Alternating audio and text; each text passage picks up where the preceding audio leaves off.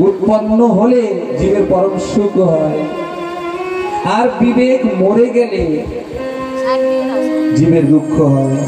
রাধে প্রেম से बोलो राधे राधे राधे। এই বিবেককে জাগানোর কথা ভাগবত কথা। আচ্ছা জাগানো আর বিবেক মরে যাওয়া তা ভাবার তো বুঝবো কি করে যে আমার মধ্যে বিবেক এখনো জীবিত আছে না মরে গেছে, আমার ভাইয়ের মধ্যে বিবেক জীবিত আছে না মরে গেছে, কি করে বুঝবো? পাড়া পড়োশির মধ্যে বিবেক জীবিত আছে না মরে গেছে, কি করে বুঝবো? আমার মধ্যেও জীবিত আছে না মরে গেছে, কি করে বুঝবো?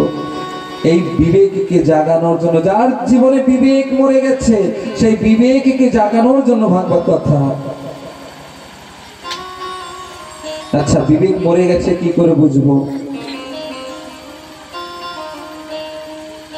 যখন কোনো পুত্র নিজের মা বাবাকে ভালো নজরে দেখছে না, সেবা করছে না, আপনারা প্রশ্নের উত্তর দান করবেন আমাকে। যখন কোনো পুত্র নিজের মা বাবাকে সেবা করছে না, ভালো নজরে দেখছে না, এই পুত্রের বিবেক মরে গেছে না জীবিত আছে? আপনারা বলুন কি দাদা? যেই ছেলেটা নিজের মা বাবাকে সেবা যত্ন করছে না, মা বাবার খেয়াল রাখছে না, সেই ছেলেটার মধ্যে বিবেক মরে গেছে না জীবিত আছে? মরে গেছে। আচ্ছা আপনারা বলুন, যেই পুত্রবধূ শ্বশুর শাশুড়িকে যত্ন করছে না, সেই পুত্রবধূর মধ্যে বিবেক আছে না মরে গেছে? মাসিমা আপনি বলুন, যে পুত্রবধূ নিজের শাশুড়ি শ্বশুরের যত্ন করছে না, সেই পুত্রবধূর মধ্যে বিবেক আছে না মরে গেছে? তুমি বলো।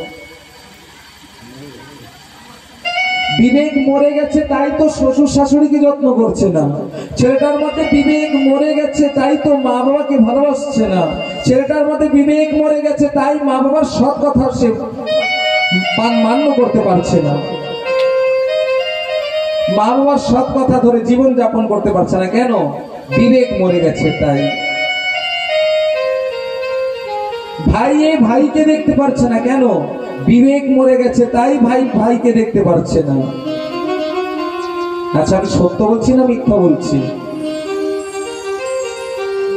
বিবেক মরে গেছে। এই পাড়া পড়শির থেকে জেনে নেবে, যেই ভাই নিজের ভাই ভালো দেখতে পারে না, সেই ভাইয়ের বাস্তবিক বিবেক মরে গেছে, তাই তো ভাইয়ের ভালো দেখতে পারছে না। আচ্ছা আমাদের সম্মুখে যদি কোনো জীবকে হত্যা করা হয়, আমরা সেখানে মানা করি না আরো সহমতি দান করি?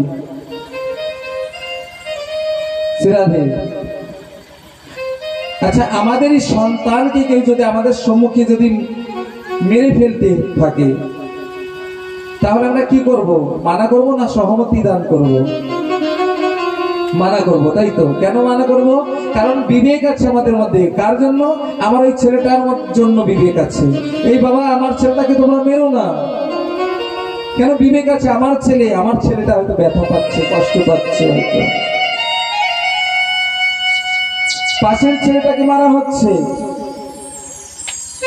হয়তো আমরা গ্রাম পরিবেশে থাকি, তাই একে অপরের সঙ্গে প্রেম সম্বন্ধ আছে, হয়তো বলবো বাবা ওকে মেরো না, ও কষ্ট পাচ্ছে। হয়তো বিবেক আছে তাই তো বলছি।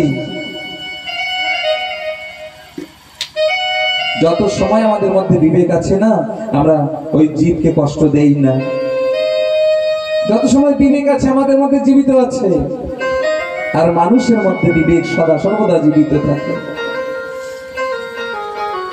নিজের ছেলেটার বেলায় আমরা বলি বাবা ওকে মেরো না, কষ্ট পাচ্ছি হয়তো, কিন্তু কোন জীবকে মারবার সময়, হত্যা করবার সময় আমাদের এই বিবেক কোথায় যায়? নিজের ছেলেটার বেলায় তো বিবেক জেগে উঠলো, কিন্তু কোন জীবকে হত্যা করার সময় বিবেকটা আমাদের কি মরে গেছে? কোথায় গেছে এই বিবেক? বলছে সমগ্র ত্রিভুবনকে যিনি ভালোবাসছে, ওই জগৎ জননীকে যে ভালোবাসছে তার মধ্যে বিবেক জীবিত আছে।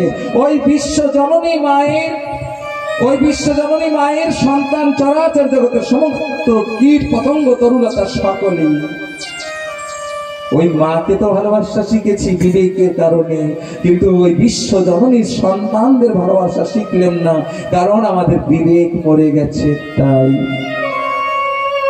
এই বিবেকহীন যে দেহ নিয়ে আর কয়দিন এই পৃথিবীর বুকে ভার হয়ে থাকবো। ওগো ঠাকুর, যেই মুহূর্তে আমি আমার জন্য বলছি, যেই মুহূর্তে আমার জীবনের বিবেক মরে যাবে ঠাকুর, সেই মুহূর্তে যেন আমার নিঃশ্বাস বন্ধ হয়ে যায়। কারণ বিবেকহীন দেহ নিয়ে জগতের বুকের পরে পৃথিবীর পরে শুধু এই ভার রূপা দেহই থাকবে, মানুষটা রইল না। বিবেকহীন দেহ একটি বোঝা হয়ে থাকবে এই পৃথিবীর বুকের পরে। কত প্রেম করে এই ধরা মা আমাদের তার বুকের পরে রেখেছে। আমি চাই না এই মায়ের বুকের পরে দাঁড়িয়ে আমি ভার হয়ে থাকবো। ঠাকুর, আমার জন্য আমি কামনা করছি যে এই মুহূর্তে আমার বিবেক হারিয়ে যায়, সেই মুহূর্তে যেন আমার নিঃশ্বাস বন্ধ হয়ে যায়। তার বিবেক হারিয়ে গেছে, তাই একে অপরের সঙ্গে ভালোবাসা নেই, গ্রামের প্রতি ভালোবাসা নেই, ভাই বন্ধুর সঙ্গে ভালোবাসা নেই। এই বিবেককে জাগানোর জন্যই তো এই সৎ